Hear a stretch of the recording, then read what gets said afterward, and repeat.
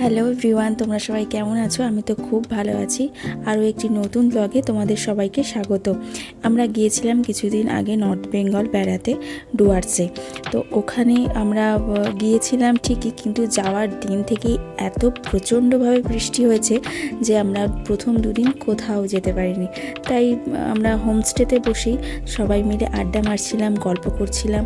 মনটা একটু হলেও খারাপ ছিল সবারই, যেহেতু আমরা বেরোতে পারিনি। তাই হোমস্টেতে বসে বসে কি করব, তারপর ভাবলাম বেরিয়ে পড়ি। একটু বৃষ্টিটা থামতে আমরা বেরিয়েছিলাম। সামনে একটা নদী ছিল, তো সেই নদীটি দেখার জন্যই আমরা বেরিয়েছিলাম সবাই মিলে।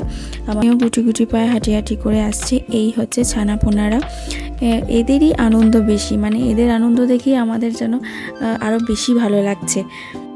চারিদিকে তো প্যাচপ্যাচে কাদার মধ্যেও হোমস্টেতে বসে বসে কে সময় নষ্ট করে বলো।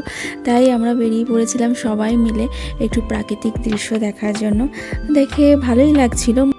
জানো তো, এখানে সন্ধ্যের পর থেকে বাইরে আর কেউ বেরোয় না, মানে এখানে যারা বাসিন্দা আর কি, তারা হাতিকে ভীষণভাবে ভয় পায়। সন্ধ্যের পর থেকেই হাতিদের উপদ্রব খুবই বেশি।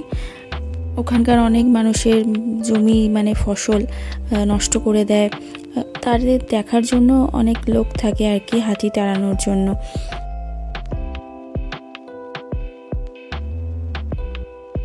আমরা গিয়েছিলাম 4টে ফ্যামিলি, মানে আমার হাজব্যান্ডের 4 বন্ধু আর তাদের ওয়াইফ আর ছানাপোনারা, সবাই মিলে ভীষণভাবে খুব মজা করেছি। এখানে দাঁড়িয়ে সবাই মিলে একটু টাইম স্পেন্ড করলাম, সবাই যে যার মতো ফটোশ্যুট করলো। তারপর দেখো, এরা আবার ছোটোবেলার জগতে ফিরে গেছিল। বাচ্চারা তো মজা করছেই, তার সাথে বড়রাও কিন্তু কেউ বাদ যায়নি মজা করার দিক থেকে।